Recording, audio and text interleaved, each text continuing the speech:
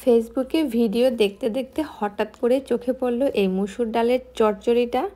যদিও রেসিপির ভিডিও ছিল না, ডেইলি ব্লগের মধ্যে 2 সেকেন্ডের মতো দেখিয়েছিল, বাট দেখে মনে হচ্ছিল এটা আসলে মুখে লেগে থাকার মতো একটি খাবার হতে পারে। ডাল অনেকভাবে রান্না করেছি, বাট এভাবে কখনো করিনি।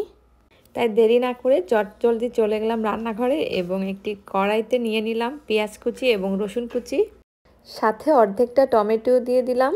এবারে কিছুটা নরম হওয়ার জন্য অপেক্ষা করে পানি দিয়ে গুঁড়ো মশলা দিয়ে দিব। হলুদ, জিরা এবং ধনিয়া গুঁড়াটা দিব, মরিচের গুঁড়ায় আমি এখানে ব্যবহার করব না। দিয়ে দিব পরিমাণ মতো লবণ এবং কাঁচামরিচ ফালি। আপনারা ঝালটা বেশি খেতে চাইলে অবশ্যই গুঁড়ো মরিচ ব্যবহার করবেন। এ পর্যায়ে ভালো করে কষিয়ে নিয়ে দিয়ে দিব ধুয়ে রাখা ডাল। ডালটাকে ধুয়ে 10 মিনিটের জন্য ভিজিয়ে রেখেছিলাম, যাতে করে একটু তাড়াতাড়ি সিদ্ধ হয়ে যায়। এবারে ডালটাকেও খুব ভালো করে মশলাগুলোর সাথে মিশিয়ে নিব এবং 5 মিনিটের জন্য এটাকে ভেজে নিব।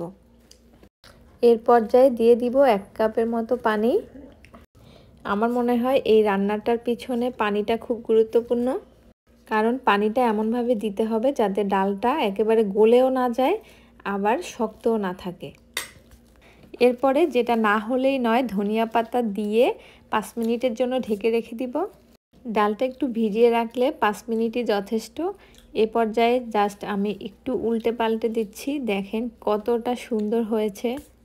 এটা কিন্তু গরম ভাতের সাথে খুবই দারুণ লাগবে, সাথে যদি থাকে আবার একটি শুকনো টালা মরিচ। একটু কাছ থেকে দেখিয়ে দিচ্ছি কতটা পারফেক্ট হয়েছে। এর আগে কখনোই আমি এভাবে মুসুর ডালের চচ্চড়ি করিনি, আর কেন জানি না ফার্স্ট টাইম আমি যে রেসিপিটা তৈরি করি সেটাই কিন্তু খেতে খুব মজা হয়। পরবর্তীতে আস্তে আস্তে স্বাদটা কেমন যেন নষ্ট হয়ে যায়। আমার মতো এরকম প্রবলেম কি আপনাদের কারোর সাথে হয়েছে? তাহলে অবশ্যই জানাবেন। ভিডিওটি দেখার জন্য সবাইকে অসংখ্য ধন্যবাদ। সবাই ভালো থাকবেন। আসসালামু আলাইকুম।